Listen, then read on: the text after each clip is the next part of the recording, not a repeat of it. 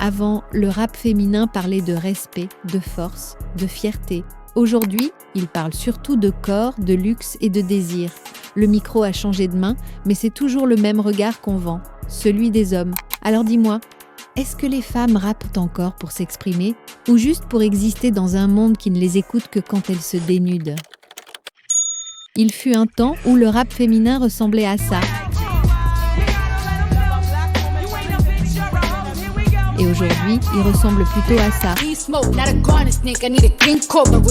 Alors, qu'est-ce qui s'est passé ? Comment est-on passé d'un rap qui prônait la fierté, la sororité, la conscience sociale, à un rap où les corps féminins sont devenus le centre de gravité ?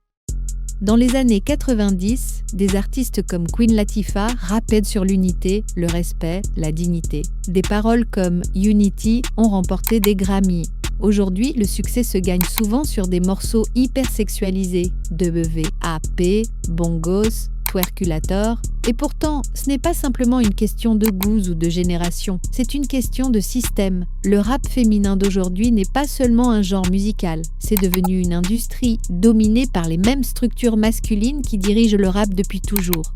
Pour qu'une femme réussisse dans le rap, elle doit séduire deux publics, les hommes et les femmes. Pour attirer le public masculin, l'industrie a trouvé une recette vieille comme le monde, vendre un fantasme. Le corps devient produit, l'artiste vitrine.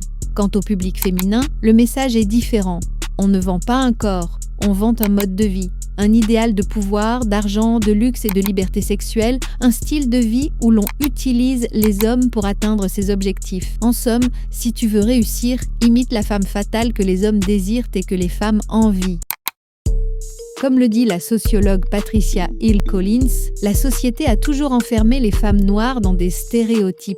La mamie, la matriarche, la welfare mother et la Jezebel, cette figure hyper sexualisée qui ne vit que pour séduire. Et dans le rap féminin, c'est cette dernière image qui domine. Les maisons de disques, dirigées majoritairement par des hommes, décident qui sera mise en avant. Celle qui s'habille à plus, qui rappe sur la politique ou la condition féminine, reste dans l'ombre. Des artistes comme Rhapsody, No Name ou Tirawak ont un talent immense, mais leurs chiffres restent modestes, pendant que d'autres explosent grâce à des visuels ultra sexualisés. Beaucoup appellent ça de l'empowerment.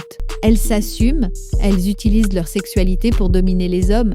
Mais posons-nous la question, qui écrit vraiment ces paroles ? Qui réalise ces clips ? Qui tire profit de cette image ? Souvent, ce sont des hommes. Et comme le disait Roxane Chanté, pionnière du rap féminin, à partir du moment où ils ont décidé de sexualiser la femme dans les clips, la rappeuse est devenue moins importante que la fille en bikini derrière elle. Être rappeuse aujourd'hui, c'est aussi devoir ressembler à un modèle. Silhouette slim thick, cheveux plaqués, ongles XXL, maquillage millimétré, un standard quasi impossible à atteindre sans chirurgie, argent ou retouche numérique. Tout le monde finit par se ressembler. Le moindre écart, une fille trop naturelle, trop nerd, trop foncée, trop différente, devient un risque commercial. Le colorisme joue aussi son rôle. Les rappeuses de à la peau plus claire sont souvent plus médiatisées, plus marketables. Et cela façonne encore une fois une image uniforme de la femme noire dans les médias.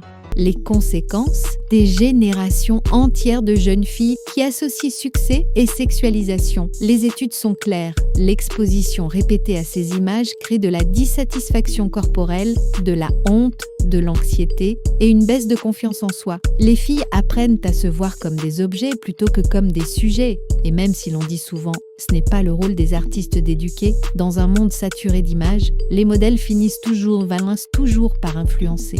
Mais le problème ne vient pas que de l'industrie, il vient aussi de nous. Quand Cardi B sort Be Careful, un morceau plus doux, plus émotionnel, le public ne suit pas. Mais quand elle sort WAP, les chiffres explosent. Le message est clair, les fans récompensent de qui ils consomment le plus, et tant qu'on cliquera, tant qu'on regardera, tant qu'on dansera sur ces visuels, l'industrie ne changera pas. Le but n'est pas de condamner les rappeuses qui choisissent l'hypersexualité, certaines le font par choix, d'autres par stratégie, mais la vraie question c'est Pourquoi n'y a-t-il pas de place pour autre chose ? Pourquoi une femme ne pourrait-elle pas être numéro 1 en parlant d'amour, de politique, de foi, de souffrance ou simplement d'elle-même ? Ce que le rap féminin mérite aujourd'hui, c'est de la variété, de la place pour toutes. Les intellectuelles, les rebelles, les maladroites, les timides, les ambitieuses. Pour qu'enfin le rap féminin cesse d'être une vitrine et redevienne une voix. L'hypersexualisation dans le rap féminin n'est pas une fatalité. C'est le résultat d'un système, d'un marché et de notre regard collectif. Et tant que les femmes devront se déshabiller pour qu'on les écoute, on ne pourra pas parler d'égalité. Parce qu'au fond, ce que beaucoup de ces artistes rappent, ce n'est pas le sexe, c'est la survie.